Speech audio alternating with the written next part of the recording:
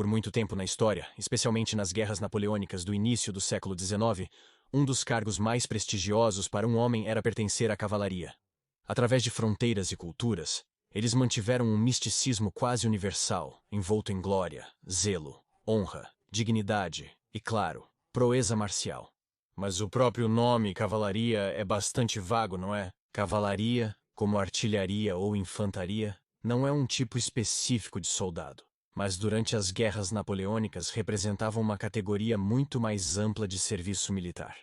Você não apenas se juntava à cavalaria, você se juntava a um regimento específico de cavalaria, que poderia ter qualquer número de uma ampla gama de possíveis nomes, honrarias, títulos e distinções.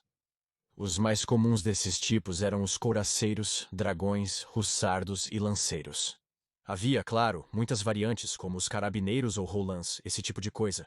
E muitos desses ainda eram mais distinguidos por títulos de pesados ou leves. Ao discutir a história militar deste período, esses termos são muito usados e é muito fácil se confundir com tudo isso. E para piorar ainda mais, como logo descobriremos, às vezes o nome de uma unidade nem mesmo corresponde ao seu papel real no campo de batalha. Tudo isso torna um pouco confuso entender o papel da cavalaria. Então, neste vídeo, cujo assunto foi votado pelos meus sempre generosos e sempre pacientes apoiadores no patreon.com, vamos falar sobre essa estranha teia de terminologia e passar por alguns dos tipos mais comuns, de cavalaria durante as guerras napoleônicas. Quem eles eram, o que faziam e como faziam. Mas antes de começarmos, novamente é muito importante enfatizar a ideia de que existem muito poucos termos militares históricos com definições estabelecidas em geral, e isso é particularmente verdadeiro no assunto de hoje.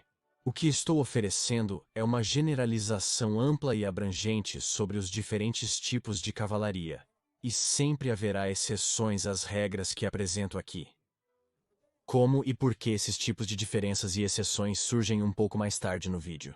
Mas por agora, vamos começar com possivelmente o tipo mais icônico de cavalaria durante as guerras napoleônicas, o couraceiro, ou como também já ouvi pronunciar, couraceiro, dependendo muito de quão francês você quer ser ao falar sobre isso. A couraça, a principal peça de armadura usada pelo couraceiro. Eles foram mais notavelmente usados pelo Império Francês sob Napoleão, mas a maioria dos outros países também usou cavalaria de armadura similar em algum aspecto, com a maioria das nações dando pelo menos algumas de suas couraças de cavalaria por alguma duração das guerras. Eles entraram e saíram de moda muitas vezes durante períodos de conflito realmente ao longo dos séculos XVIII e XIX, sem falar nas guerras napoleônicas com as nações dando armaduras aos cavaleiros para algumas campanhas, removendo-as para outras, mudando os designs, novamente por vários motivos, que vamos abordar. Cuirassiers e outras unidades semelhantes eram cavalaria pesada blindada, atuando como tropas de choque, função comum dessa cavalaria em batalhas. Cavalgavam juntos em grandes grupos. Eles aplicavam pressão extrema e condensada em pontos específicos na linha do inimigo, com a intenção de desmantelar e dispersar as formações inimigas. Os regimentos de couraceiros normalmente acolhiam as tropas mais fortes e experientes, junto com os cavalos mais grandes e fortes. Eles entravam em campo desta maneira, com um peso literalmente maior do que a maioria das outras unidades podia competir, e havia muito pouco que pudesse resistir ao impacto de sua carga total. Diferentemente de outras tropas, eles podiam resistir à infantaria e cavalaria inimigas, principalmente por conta do seu equipamento. Naturalmente, a couraça era a peça mais significativa e icônica desse equipamento. Agora, muitas pessoas ainda discutem exatamente quão eficaz essa armadura foi durante as guerras napoleônicas. E para ser justo, seus contemporâneos estavam fazendo exatamente a mesma coisa, e em toda a Europa, a eficiência dessa armadura sempre foi questionada, e como tal, o uso dela sempre variou. Napoleão, confiante em seu valor, expandiu notavelmente seu uso pelos franceses. Agora, teoricamente, essas couraças eram a prova de tiros de mosquete. Isso significa que, pelo menos no papel, eles só seriam enviados para o serviço se fossem capazes de parar uma bola de mosquete, potencialmente até a curta distância. Na prática, no entanto, o desempenho deles variaria muito dependendo de uma grande variedade de condições. Isso incluía a distância em que o tiro inimigo foi disparado, o calibre da bola, a quantidade e a qualidade do pó que foi usado para impulsionar esse tiro, se era, um tiro certeiro ou se atingiu a armadura em um ângulo, e então, é claro, a própria qualidade da armadura. Se atendia aos padrões oficiais ou se o armeiro estava cortando alguns cantos, talvez alguns carimbos de borracha envolvidos, se você me entende. Em geral, essas couraças poderiam bloquear tiros de mosquete a longa distância e de pistolas mais perto. No entanto, quando muito próximo, a eficácia varia e não posso fornecer uma distância exata. Certo, seu mosquete médio poderia potencialmente perfurar a armadura. Grande parte disso depende novamente do ângulo do tiro, como presumível. Você encontrará exemplos em museus por todo o lugar. Alguns deles com amassados e marcas de onde a mosquetaria ricocheteou na placa. Alguns onde as balas se alojaram dentro da placa. E outros onde, bem, o cavaleiro não teve tanta sorte. E mais uma vez, talvez você tenha acertado aquele tiro a curta distância, perfurando um buraco no centro dela. E eu acredito que essa é uma grande razão para as pessoas ainda não concordarem sobre a eficácia dessa armadura. Não apenas eles discordavam historicamente, então as fontes primárias estão por toda parte, mas vai variar muito de caso para caso. Claro, a armadura não era muito útil contra tiros de canhão, como se pode imaginar. Claro, o verdadeiro valor dessa armadura viria não quando os couraceiros estavam se aproximando mas ao encontrar adversários em combate corpo a corpo. Lá, ela poderia protegê-los contra baioneta, pique, sabre e lança. Da mesma forma, os couraceiros usualmente usavam um capacete para se proteger. No entanto, nem tudo era perfeito. E a armadura pesada não estava sem seus problemas, especialmente na campanha, e particularmente durante o verão, quando era muito mais quente para usar e mais difícil de transportar do que os simples casacos de lã que os homens usariam por baixo delas. E embora possa salvar sua vida em uma batalha, um soldado no início do século XIX tinha muito mais chances de morrer de problemas de calor e desidratação, exaustão, doença, infecção, doença geral, do que ele jamais teve de morrer de ação inimiga. E, claro, essas grandes placas de aço finamente trabalhadas também eram muito caras para produzir, especialmente em grande escala, e muitas nações simplesmente não tinham a infraestrutura para criar e manter essas grandes unidades de cavalaria muito pesada.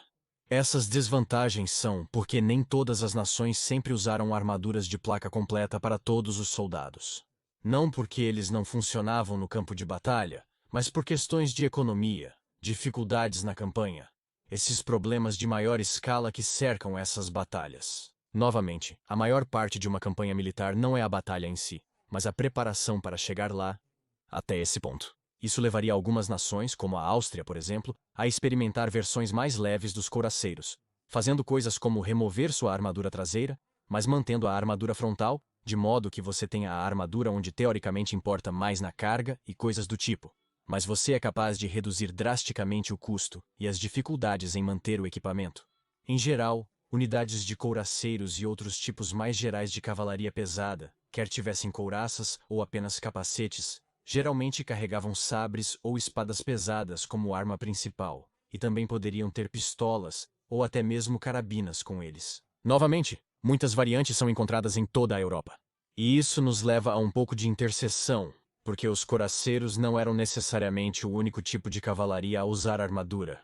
Eles eram apenas o tipo mais comum. Por exemplo, Napoleão também empregou seus carabineiros a cavalo, carabineiros que, pelo menos por parte de sua história, também usavam armaduras muito parecidas com as dos couraceiros. Então, o que exatamente é um carabineiro? De forma mais direta, eles são cavaleiros armados não só com sabres ou espadas, mas também com carabinas. Uma carabina é basicamente um mosquete reduzido. É uma versão mais curta e leve da arma padrão da infantaria. É mais fácil manusear, especialmente a cavalo, podendo ser carregada ou não, disparada da sela. Em tempos de paz, os carabineiros frequentemente atuavam como polícia, controlando multidões, patrulhando campos, estradas e fronteiras. Em tempos de guerra, armamentos específicos permitiam uma força altamente móvel no campo de batalha, com projeção de força significativa, além do combate corpo a corpo. E esse equipamento se presta a um tipo mais leve de soldado, uma ordem de escaramuça mais leve, onde eles enfatizam táticas de bater e correr. Avance, atire no inimigo e depois recue antes que eles possam atacar você, porque você tem esses cavalos mais leves e rápidos. Junto com suas carabinas e sabres, eles também podem ter uma ou mais pistolas consigo. Novamente, sempre há exceções. E às vezes os regimentos de carabineiros eram ordenados a enfatizar seus sabres sobre suas carabinas e agir mais como cavalaria pesada, avançando em direção às unidades inimigas, ao invés de apenas escaramuçar com essas unidades como a cavalaria leve. No caso que mencionei anteriormente, o carabineiro a cheval, bem, essas tropas eram blindadas e em muitas circunstâncias agiam mais como couraceiros no campo de batalha. Outro exemplo interessante, temos os sexto guardas dragões britânicos, que também eram chamados de carabineiros. Então um carabineiro é o Dragoon, só que com nome diferente. Afinal, temos uma unidade britânica aqui com ambos os nomes. Bem, não necessariamente. Eles tinham um papel parecido com o do dragão, sendo cavaleiros que normalmente usavam pouca armadura e portavam armas de fogo. Ao contrário dos carabineiros, no entanto, o papel do dragão não era necessariamente atuar como infantaria montada, mas sim servir como infantaria montada. O que eu quero dizer é que, em sua história anterior, os dragões cavalgariam até seu objetivo, desmontariam de seus cavalos e então operariam como infantaria regular em uma posição avançada. Eles podiam enfrentar um inimigo, cavalgar, manter posição, avaliar a força do oponente e se retirar antes de serem encontrados por uma força expressiva. Poderiam também servir como batedores e sentinelas para o exército. Táticas assim eram bem populares no fim do século XIX em exércitos coloniais na África, usando unidades de infantaria montada de rápida movimentação. Embora durante as guerras napoleônicas especificamente, seu uso no campo de batalha fosse muito mais limitado, e eles frequentemente apenas serviam novamente como uma unidade de cavalaria mais genérica, enfatizando suas espadas e a carga sobre suas armas de fogo e escaramuças. Aqueles dragões que foram assim empregados eram frequentemente chamados de dragões pesados, e desta forma, eles não eram funcionalmente muito diferentes dos couraceiros. Eles não usavam couraças, alguns talvez tivessem capacetes. A distinção era pelo menos para muitas unidades durante as guerras napoleônicas, principalmente apenas no nome. No entanto, os dragões leves podem continuar suas operações mais auxiliares de reconhecimento e similares. E dessa forma, os dragões leves, como infantaria montada mais tradicional, operavam de maneira muito semelhante aos hussardos. De fato, muitos dragões leves foram frequentemente renomeados durante este período como hussardos. Os britânicos criaram regimentos de dragões leves, posteriormente chamados de hussardos, em um estilo mais estrangeiro. Os hussardos representavam a cavalaria mais leve naquele período. Como os dragões e carabineiros, eles não usavam nenhuma armadura, e às vezes podiam carregar armas de fogo, mas essas não eram as armas principais. E novamente, devo enfatizar, durante este período, porque olhe-se um pouco mais cedo para o século XVI, e você tem homens andando assim na Polônia e Lituânia, que também são chamados de hussardos, mas obviamente desempenharam um papel muito diferente no campo de batalha do que os hussardos do estilo ocidental napoleônico de que estamos prestes a falar. Esses caras são os hussardos alados. Possuem uma base enorme de fãs obcecados, parecem até ser alemães. Enquanto outras cavalaria priorizam tamanho e força das montarias, os regimentos de hussardos buscam cavalos mais rápidos e ágeis, muitas vezes menores. Suas roupas, quando comparadas ao resto do exército, geralmente eram muito exóticas e inspiradas por trajes estrangeiros vindos da Europa Central e Oriental, de pessoas como os húngaros. E é de onde realmente vem a tradição do hussardo. Eles estavam entre as primeiras unidades militares a popularizar pelos faciais longos, especialmente bigodes, na tradição ocidental moderna. Como você deve saber, eles tinham uma reputação distinta entre a cavalaria por serem jovens apaixonados e audaciosos, para melhor ou pior. O melhor pode vir não apenas do seu estilo de vestir romântico, mas também do seu papel militar como cavalaria leve. São homens que enfatizam a velocidade e a manobrabilidade em vez da projeção de poder, como aqueles couraceiros mais pesados. Atuavam como batedores e sentinelas do exército, buscando inimigos e verificando o terreno à frente como as unidades avançadas de seus exércitos. Como tal, eles podem se meter em apuros várias vezes, encontrando posições inimigas que são muito mais poderosas do que eles, exigindo que esses audaciosos hussardos batam em retirada rápida para um posto mais seguro. Os aspectos negativos de serem soldados mais apaixonados, no entanto, também podem vir de um lugar muito semelhante. Como batedores e sentinelas do exército, os hussardos frequentemente representavam os primeiros soldados inimigos com os quais uma população nativa veria e interagiria ao passarem por cidades e vilas. A paixão pode facilmente se traduzir em crueldade. Afinal, e particularmente quando você está em um território que é hostil a você e quando seu principal exército ainda está bem atrás. Diferente de dragões e carabineiros, os hussardos geralmente preservavam seu papel único em batalha como cavalaria leve. Eles não são instruídos a atacar formações inimigas como a cavalaria pesada, a não ser que o inimigo esteja desintegrado, fugindo ou em posição exposta. Pode utilizá-los para, por exemplo, apreender armas inimigas expostas e sem proteção de infantaria ou cavalaria. Como digamos aqueles ali. Espere, não essas armas. O outro, à direita. Oh céus, eles não vão parar, vão? Ah, sim. Você pode ver que realmente existem algumas desvantagens em ser o homem mais rápido do seu exército. Creio que retornaremos a eles mais tarde. De qualquer forma, a última categoria sobre a qual quero falar, é claro, temos os lanceiros. Provavelmente facilmente identificáveis pelo nome, eram cavaleiros que portavam lanças. E isso também os torna muito mais distintos dos outros tipos de cavalaria que discutimos até agora, que enfatizavam sabres e espadas no combate corpo a corpo. Como esperado, isso dá aos lanceiros uma grande vantagem no ataque. Seja enfrentando infantaria ou cavalaria, uma lança de 9 pés em cima de um cavalo dará ao seu portador muito mais alcance do que uma baioneta ou um sabre jamais dará. Especialmente contra uma unidade de cavalaria blindada, eles vão querer concentrar toda a força possível na ponta da lança. Se estiverem enfrentando a infantaria inimiga em formação quadrada densa, a capacidade de ultrapassar essa parede de baionetas pode salvar seu ataque. Desastre! Então, por que os outros tipos de cavalaria, particularmente os coraceiros, não receberam lanças? Bem, eles também não estavam sem suas desvantagens, ou pelo menos, suas desvantagens percebidas.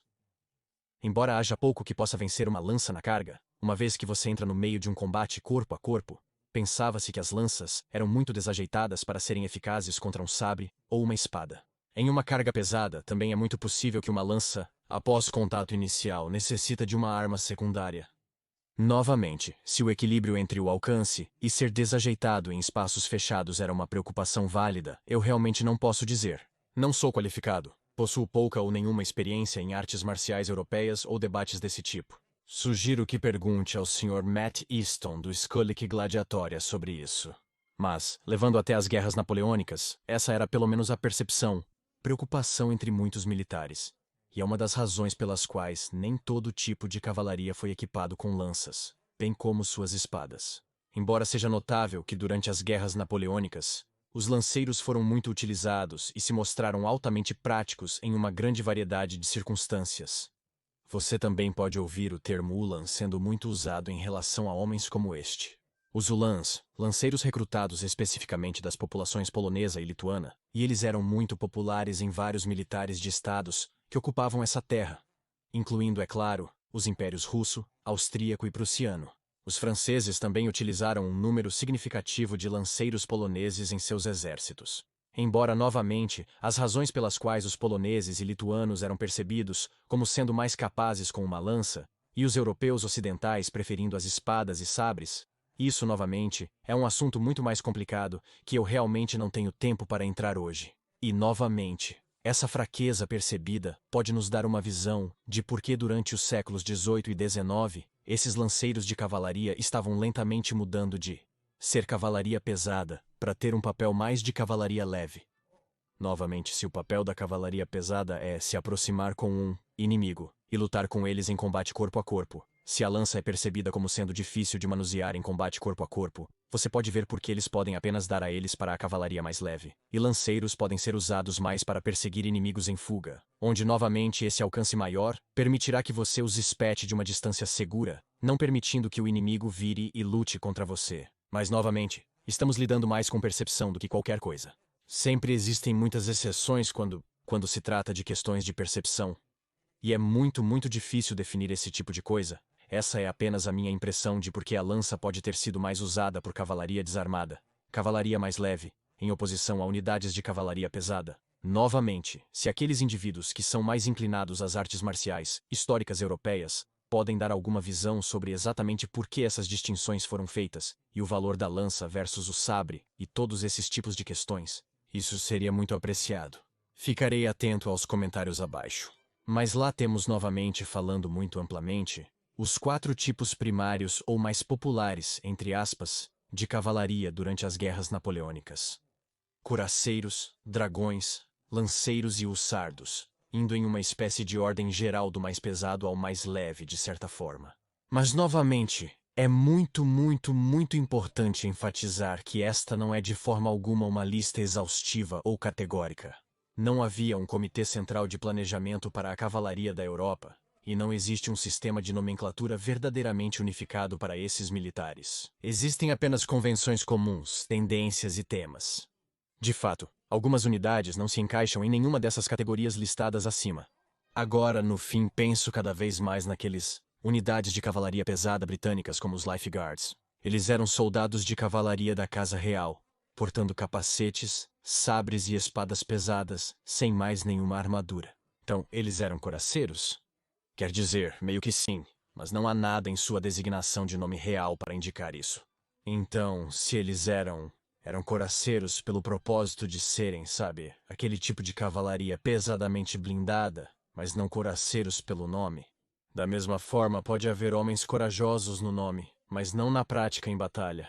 Tudo depende exatamente de como você define essas categorias e onde você traça esses parâmetros. Veja, uma grande parte de tudo isso vem das convenções de nomes militares e de como essas convenções podem ser baseadas em tradição e precedência, em vez de pura praticidade. Só porque uma unidade é formada para ser um tipo de cavalaria, não significa que seu papel não mude no futuro. Não há diferença funcional entre um fuzileiro e qualquer outro tipo de soldado de infantaria. Por que nomeá-los diferentemente? Por causa da tradição. Se os primeiros guardas a pé não usam granadas há séculos, por que são chamados de guardas granadeiros? Por causa da tradição. Pode ser igual com a cavalaria. É por isso que temos dragões agindo como couraceiros, ou carabineiros agindo como hussardos. E é por isso que você nunca deve ousar entrar na guarda a cavalo hoje e falar sobre os couraceiros britânicos. Porque, com certeza, eles podem parecer exatamente com eles. Estão exatamente equipados, de acordo com a categoria, como couraceiros. Mas não ouse dar a eles um nome tão francês como esse.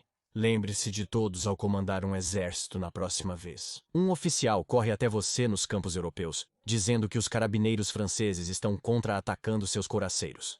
Eles podem ter uma chance melhor do que você pensa. Certifique-se de que você conhece bem o seu inimigo. E não apenas as categorias amplas às quais seus homens podem ou não pertencer realmente. Obrigado a todos por assistirem, claro, em particular ao meu, sempre benéficas classes de apoio no Patreon.com, pois é por virtude do seu apoio que consigo continuar fazendo vídeos exatamente como este. E claro, a todos vocês, meus queridos espectadores, até a próxima vez, eu sou, e continuarei sendo, seu mais humilde e obediente servo.